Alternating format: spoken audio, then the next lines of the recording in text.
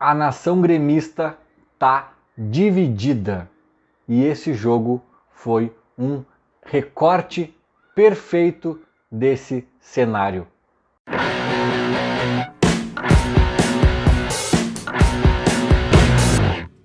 Começando mais um conteúdo pós-jogo com a força e o apoio da Esportes da Sorte. Aposte em quem aposta no Grêmio, o link está na descrição desse vídeo.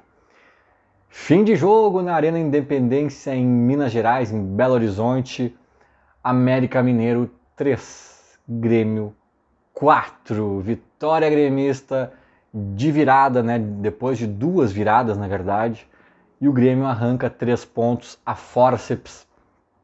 E neste exato momento em que eu gravo este vídeo, volta ao G4, volta à quarta colocação, mas óbvio que tem água para rolar ainda debaixo da ponte. Mas sem dúvidas uma vitória que dá um fôlego para o Grêmio, uma vitória que tranquiliza o clube e a torcida em alguns aspectos, mas mantém alguns sinais amarelos acesos. Vou tentar falar um pouco de tudo isso dentro de um cenário que eu acho que é o ponto principal desse vídeo, que é um cenário de divisão da torcida gremista. Basta tu ser gremista e morar aqui no sul do Brasil ou ter contato ao vivo ou online com mais uma meia dúzia de gremistas pelo menos, sejam parentes, sejam amigos, seja no grupão de zap, seja no trabalho, que tu já deve ter se dado conta de que há uma divisão entre os gremistas, por vezes até gerando rusgas, debates, brigas, ou pelo menos algum tipo de discussão, assim, né? Que são os gremistas pró-Renato e os gremistas, eu não vou falar anti-Renato, porque eu acho que não existe exatamente gremistas anti-Renato. Eu acho que existem gremistas que querem um novo treinador para o ano que vem, ou que não gostam do trabalho do Renato. Talvez os mais contundentes sejam esses, que acham o Renato um mau treinador e que querem desesperadamente a troca de técnico. E são dois grupos radicais, né, cara? Eu vejo muito pouca gente moderada, muito pouco gremista moderado quando a gente fala disso, né? E o jogo de hoje, o jogo de hoje foi um prato cheio para as duas alas, né? Eu não me considero em nenhuma, né? Por quê? Porque eu acho o Renato um bom técnico, ao contrário da galera mais revoltada. Porém, eu aceito de boa a hipótese de trocar de treinador para o ano que vem. Eu acho até que seria saudável para o Grêmio em vários níveis, né? Eu já falei melhor disso em outros vídeos, talvez a gente até volte a falar em outros, mas não é o ponto aqui. O ponto é que eu estava num churrasco hoje, assistindo ao jogo, né? E entre ali o pessoal tinha dois gremistas desses polos, né? Desses extremos. E, cara, o Grêmio tomou 3 gols do Lanterna do Brasileirão, de um time horroroso que só ganhou 4 jogos. Só ganhou 4 jogos. Né? Eu não sei quantos gols eles fizeram no Brasileirão, mas deve ser algo ridículo. O Grêmio tomou 3 gols, sendo alguns deles patéticos. Assim, teve um que o cara tava sozinho dentro da área, de uma forma inacreditável. Aliás, 2, né? Teve 2 gols que eu tô lembrando agora, foram assim. O segundo e o terceiro foram assim. Então a galera que não gosta do Renato se enche de razão nessas horas, porque, cara, como é que pode não deixar isso acontecer, não armar um time minimamente consistente, né, contra o América, né, cara? Ao mesmo tempo, é um Grêmio que consegue se remotivar dentro do próprio jogo, consegue virar 2 vezes, consegue fazer 4 gols, que também é um mérito, né? E durante o jogo eu fui vendo essas narrativas, essas brigas, que eu via também em grupos de WhatsApp, via em outros locais, mas ali foi materializado durante o jogo inteiro, né? E realmente é confuso, cara. Realmente o Renato, eu já falei há tempos, eu falo há tempos que o Renato é um cara confuso, é difícil ter uma opinião categórica em relação a ele, porque ele se reinventa, ele decepciona quando está muito bem, ele surpreende positivamente quando está muito mal, ele tira coelho da cartola, ele faz partidas horríveis, mas de fato está nas cabeças do campeonato. Então o Renato tem muitas controvérsias aí, muitas, não é controvérsias, ele tem muitas questões que não são simples de analisar, e nesse próprio Brasileirão a gente está vendo isso. É um elenco que eu considero fraco, não é horrível, é um elenco médio assim, mas que ele consegue extrair resultados assim, talvez até um pouco acima da média, da expectativa que a gente teria com esse time, né? Que não é talvez um time para disputar o título, em alguns momentos estava disputando, não é um time talvez para pegar G4 e segue disputando, né? Então é complexo, mas eu vou tentar falar aqui de algumas coisas que eu acho que são um pouco mais claras, tá? Vamos lá. No último jogo, né, contra o Flamengo, eu fiz um vídeo aqui cheio de simbolismos e ironias do destino e questões que ficavam ali, né, picando para a gente tentar concluir alguma coisa. E algumas dessas questões aí reapareceram hoje, acho que até foram diluídas. Por exemplo, né, poxa, o Grêmio foi bem sem o Suárez, hein? O Grêmio foi bem sem o Suárez, hein? Três guris ali, três guris não, né? O Ferreira mais dois guris resolveram. O Grêmio, será que estava mais solto sem o Suárez? Será que o Grêmio joga muito pro Suárez? Será que os caras ficam nervosos de errar com a presença do Suárez? Muita coisa ali se estabeleceu, né? Óbvio que eu não me aprofundei, né? Eu falei mais rapidamente da questão de não ter o Suárez. E a gente sabe da importância do Suárez. Eu disse naquele próprio vídeo que eu acho que o Grêmio estaria muito abaixo na tabela sem ele. Os números falam por si só. Mas o jogo do Flamengo foi interessante ver uma postura diferente sem ele. Cara, aí se alguém tinha algum pingo de dúvidas, o que é melhor? Hoje o gringo diluiu, destraçalhou, dilacerou essas dúvidas, né? O cara, num joguinho que não foi um grande jogo do Grêmio, vamos falar bem a verdade, até ofensivamente, né? Não foi um show ofensivo e um horror defensivo. Eu diria que foi um horror defensivo e ofensivamente foi ok, né? Mas esse ok tem muito o dedo da individualidade do Suárez, porque o cara deu duas assistências, fez gol, cavou pênalti, sabe?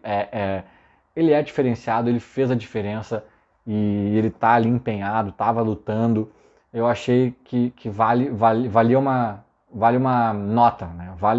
Vale uma nota aí é digno de nota a participação, a atuação do Suárez no jogo de hoje. Eu acho que foi talvez o ponto mais fora da curva do Grêmio e talvez do jogo como um todo, né?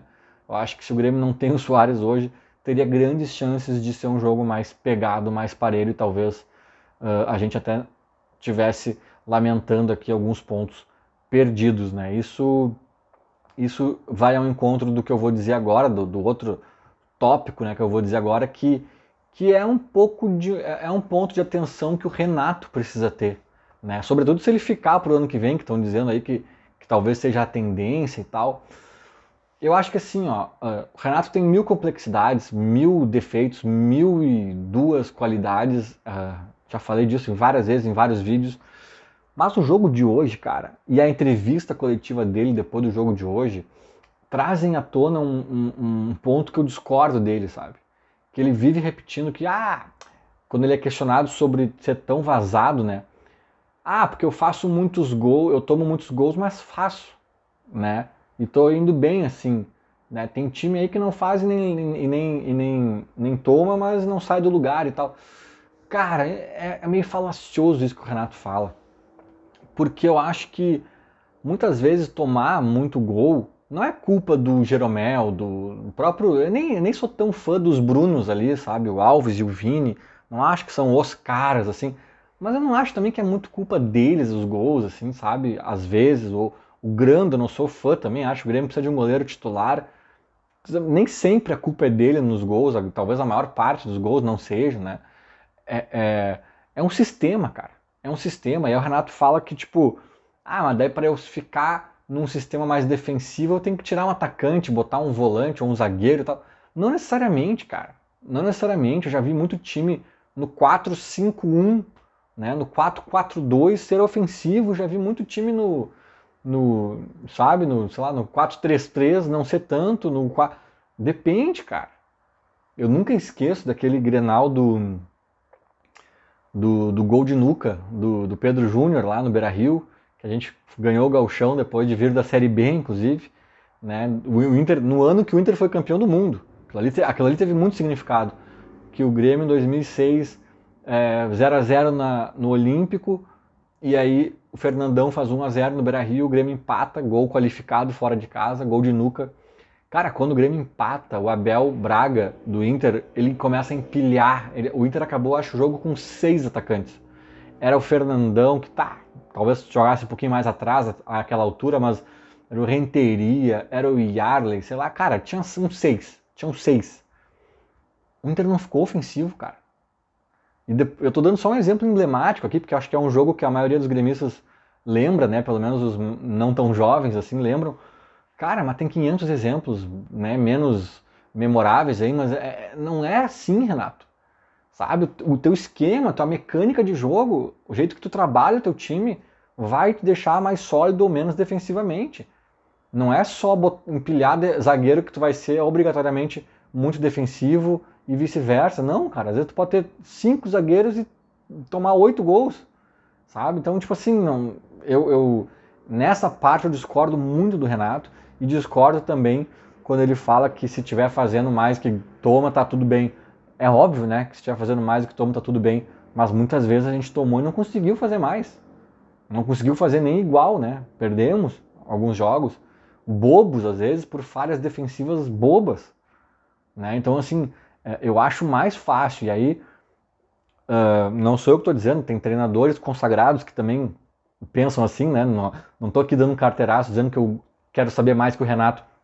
Não é só minha opinião essa, mas é muito mais fácil tu ganhar títulos com defesas sólidas e o ataque se vira como dá, do que o contrário, cara. Ah não, o meu ataque vai bem, a defesa já é um Deus nos acuda. Cara, os times campeões é mais comum ganhar de 1x0, de 1x0, 2x1, empata, 0x0, 1x0, do que 5x4, 6x5, 3x3.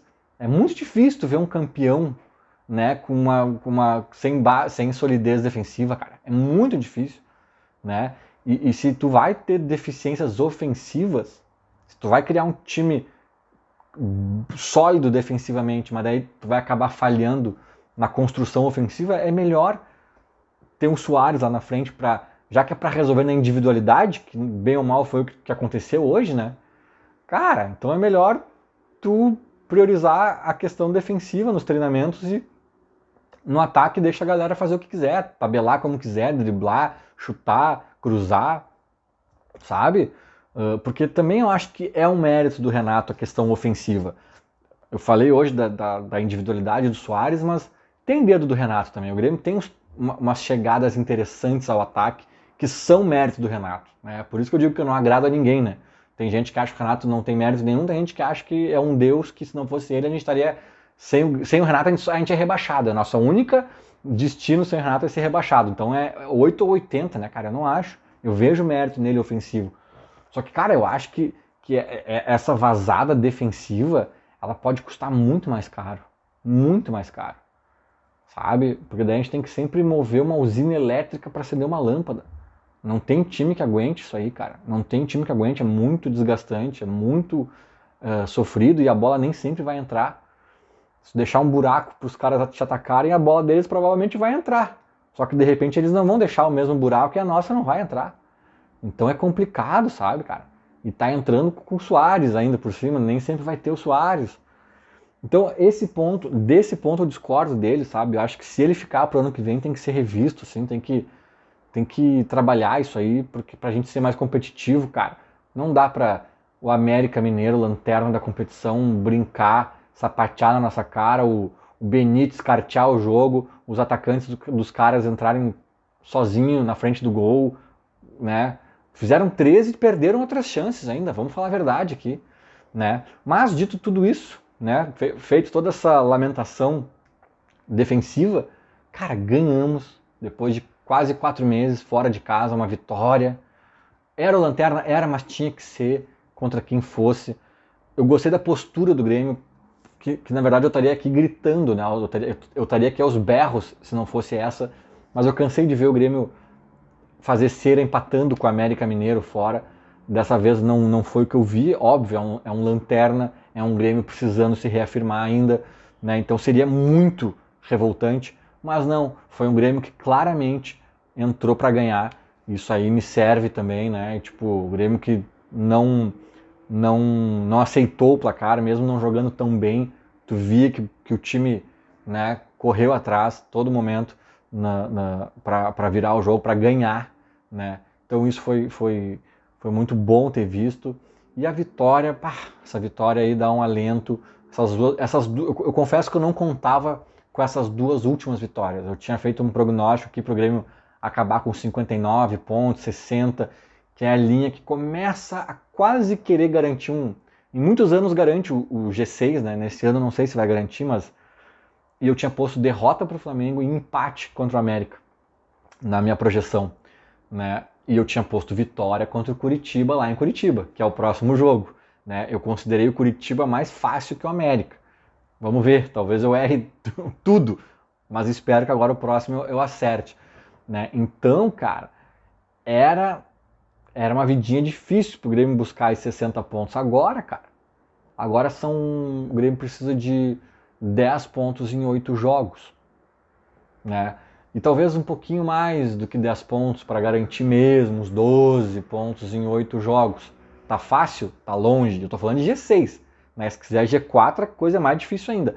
Mas, poxa, vitória importantíssima e dá ainda que mínimo, dá um fôlego sim pro Grêmio seguir trabalhando, seguir concentrado e para buscar e pontuar mais e mais nessa reta final. Feito, era mais ou menos isso. Falou, abraço.